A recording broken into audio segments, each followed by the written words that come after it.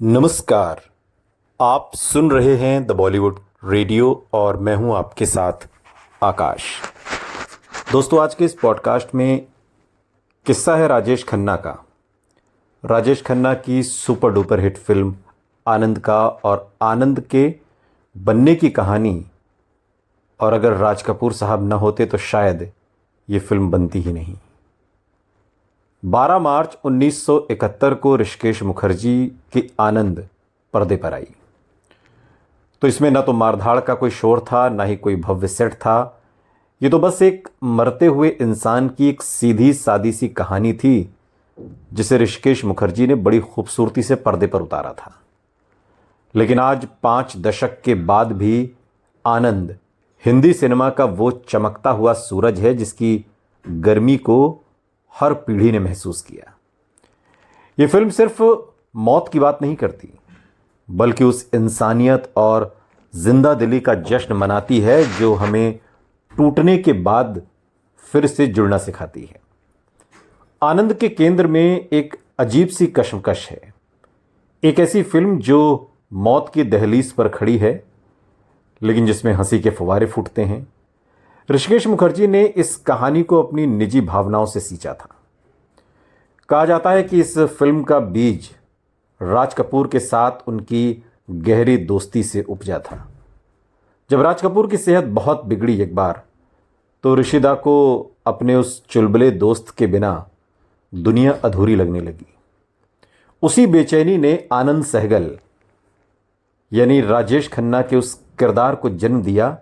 एक ऐसा किरदार जो मरते दम तक अपने दुखों को दूसरों के सामने अपनी शरारत से बिल्कुल धो देता है। यानी कि वो एहसास ही नहीं होने देता कि उसे इतनी गंभीर बीमारी है कि मौत धीरे धीरे उसकी ओर बढ़ रही है। आनंद सहगल दरअसल राज कपूर की उस अदम्य ऊर्जा का फिल्मी अक्स था जिसे खोने से ऋषिदा डरते थे।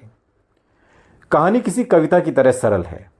एक तरफ बाबू मोशाय यानी डॉक्टर भास्कर बनर्जी जो दुनिया की नाइंसाफियों और बीमारियों को देखकर उदास रहते हैं, दूसरी तरफ उनके जीवन में बवंडर बनकर आता है आनंद, एक ऐसा मरीज जिसके पास जीने को बस चंद सांसें बची हैं। लेकिन आनंद हार मानने की बजाय हर पल को एक उत्सव बना देता है। डॉक्टर भास्कर की यादों के जरिए लिखी गई ये दास्तां दरअसल उस दोस्ती का शुक्रिया है जिसने उसे बदल कर रख दिया। गुलजार साहब की कलम से इस फिल्म के डायलॉग्स में ऐसी जान फूंकी कि आज हमारी जुबान का यह हिस्सा बन चुके हैं। मसलन, बाबू मोशाय जिंदगी बड़ी होनी चाहिए, लंबी नहीं।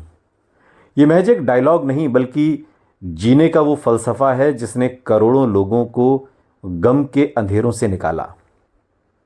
आनंद की नाटकीयता कभी बनावटी नहीं लगती, क्योंकि उसके पीछे छिपी तन्हाई और दर्द को फिल्म ने बड़ी खूबसूरती से सहेजा है। राजेश खन्ना ने इस फिल्म में जो जादू कर दिखाया वो शायद कोई और नहीं कर सकता था। उस वक्त वो सुपरस्टार थे, लेकिन आनंद बनकर उन्होंने अपनी उस चमक को बड़ी ही संजीदगी के साथ पर्दे पर उतारा।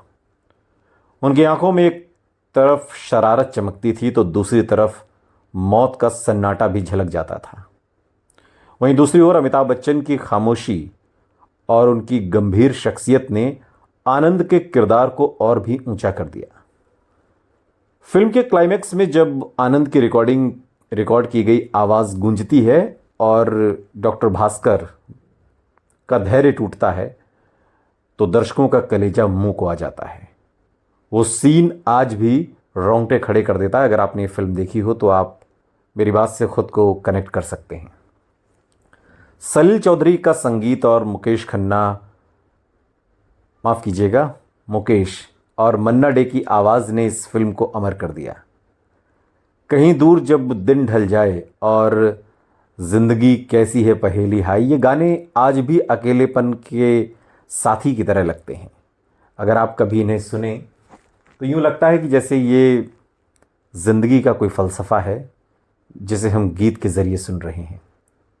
आनंद आज भी इतनी प्रासंगिक इसलिए है क्योंकि ये हमें सिखाती है कि खुश रहना दरअसल एक चुनाव है। दुनिया भर की तड़क भड़क के बीच ये फिल्म हमें याद दिलाती है कि एक छोटा सा मजाक, एक खामोश बात या बस एक साथ बिताया पल भी जिंदगी का सबसे बड़ा तोहफा हो सकता है। इसलिए आज भी जब दिल भारी होता है तो लोग आनंद को याद करते हैं, उस दोस्त की तरह जो फिर से मुस्कुराना सिखा देता है, चाहे परेशानी कितनी भी गहरी क्यों ना हो, लेकिन आनंद हमेशा मुस्कुराता है। और यही आनंद का वो सच है जो दशकों बाद भी लोगों को आनंद से जुड़े हुए है। सुनते रहिए द बॉलीवुड रेडियो, सुनता है सारा इंडिया।